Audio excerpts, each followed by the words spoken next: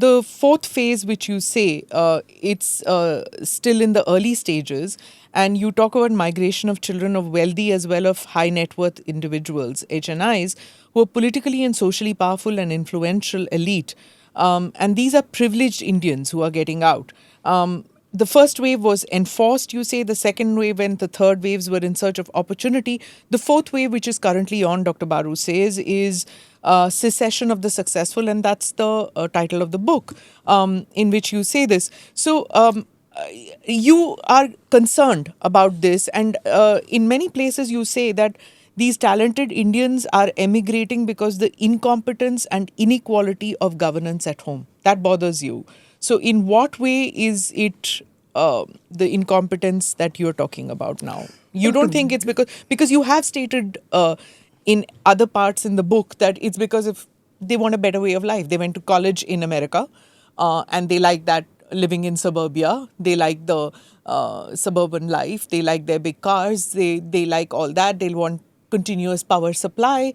They want all that and they miss that, the third generation. Sure. Right? So they go back. So both those things are happening, right? Both those things are happening. But when I talk about the push factors, about incompetence of government, for example, just to give you a stark example. In fact, after the book was finished, I read a very interesting interview of Venkatesh Ramakrishnan, a Nobel Prize winner in economics, a physics Nobel Prize winner, who gave an interview to The Hindu, in which he makes the point that a lot of scientists in the US are leaving the United States because of Donald Trump, because of fund cuts to scientific institutions. And he said, I wish India could attract them. Many of them are looking for jobs outside. They're going to Europe. I wish India could attract them. But the problem in India is that most of our scientific research institutions have become highly bureaucratic and are no longer in a position to attract scientists who want freedom of research, space, etc. Now, that is in a sense, incompetence of government, that you're not able to attract talent which is looking for opportunities back home. The second thing you talk about, Indians finding life overseas comfortable. Of course, life, this has always been a factor.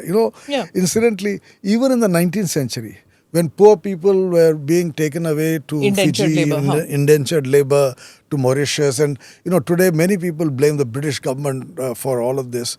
But if you look at the record, and I've quoted some of that record, many of them were leaving because they thought life there would be better, right? It did not prove to be better, but it is the hope of better life. And almost all emigration takes place because of the hope of better life. Now, what does that mean for policy at home? And I quote towards the end of my book the Prime Minister himself, Prime Minister Modi, in his August 15th speech last year, August 2024. Ease of living. Talked about a national mission for the ease of living. That's it. That is what you have to focus on. Make it easier to live in India for those who feel that's easier to live outside.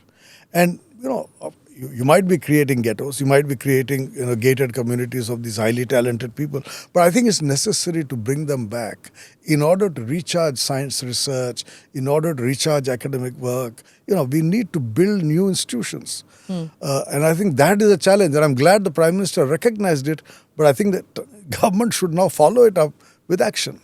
The Prime Minister mentioned it in his 15th August speech, but then this is work in progress for several years, right? Even when I got out of college, there was this talk when everybody was leaving abroad because it was better life, better opportunities. So those who could afford an education abroad or whose parents could fund it for you, they went abroad. It's a better way of life, better.